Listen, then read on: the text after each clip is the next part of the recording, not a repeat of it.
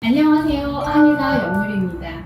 제가 미주신경성 실신 환자들의 관심을 갖고 유심히 관찰을 하다 보니 실신 환자분들이 대부분 두통을 동반하고 있다는 걸 알게 되었어요.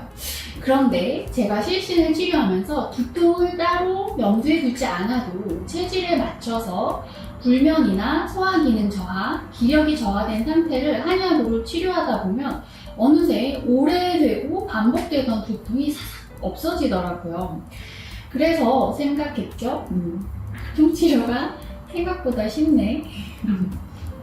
그래서 두통치료에도 뛰어들었습니다.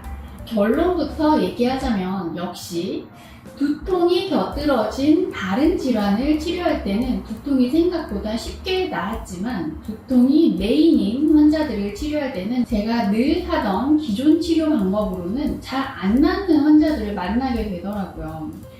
특정 질환을 파고들어 치료에 나갈 때 겪게 되는 벽을 또 만나고 있었던 거죠. 잘 안 낫는 환자를 만나게 되면 저는 고민을 또 반복하고 다른 치료 방법을 찾아 나서고 공부하는 편인데 그렇게 몇 년을 지나니 이제는 두통 치료에도 제법 자신이 생겼습니다. 그래서 지금부터는 두통에 관한 병 영상을 몇 편 만들어 보려고요. 자, 일단 오늘은 누구나 다 겪어볼 법한 흔한 두통을 어떻게 간단히 해결해 볼 수 있는지 설명드려 볼게요. 보통은 두통이 생기면 간단히 진통제를 먹게 되죠. 아주 간편하고 효율적인 치료법입니다. 그런데 여기서 문제가 되는 건 당연하겠지만 진통제를 먹어도 두통이 잘 해결되지 않을 때예요. 이럴 때 어떻게 해야 할까요? 우선 두통이 생기는 가장 흔한 원인은 이 두개골을 싸고 있는 근육들이 경직되면서 혈관과 신경을 조이기 때문이거든요.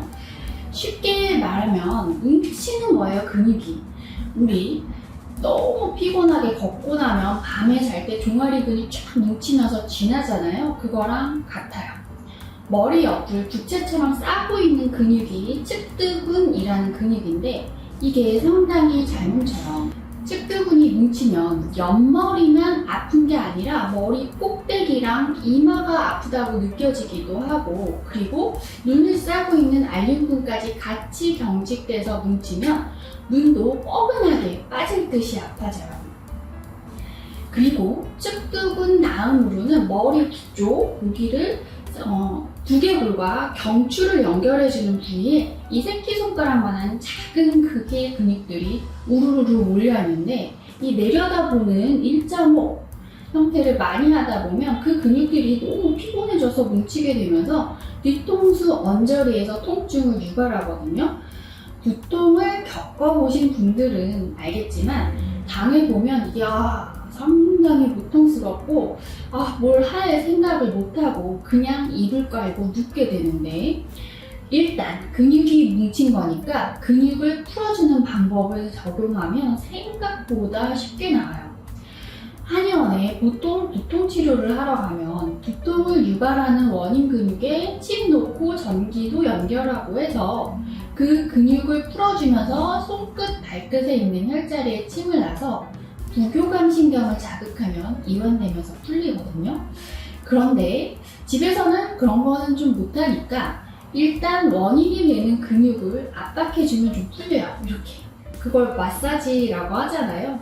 지압을 강하게 하면 혈관이 꽉 눌려서 피가 안 통했다가 혈관을 손을 딱 대면 피가 순환되면서 들어가면서 혈액순환이 되고 근육이 풀리는 거거든요. 그걸 이제 의학 쪽으로는 허혈성 압박이라고 하는데 그런데 이것만으로는 조금 낫기는 해도 다 해결되지는 않아요. 그러면 어떻게 하면 될까요? 일단 근육은 어떻게 하면 이완될까요? 제가 여러 번 얘기했어요. 그렇죠? 그냥 따뜻하게 해주면 이완돼요. 한의원에 와보신 분들은 아실 거예요. 침치료 전이나 후에 핫팩하는 과정이 대부분 들어가 있잖아요. 허리 통증이든 어깨 통증이든 근육이 수축돼서 통증을 유발하는 거니까 탑팩은 모든 수단을 동원해서 근육을 이완시키는 과정 중에 하나로 들어가는 거거든요.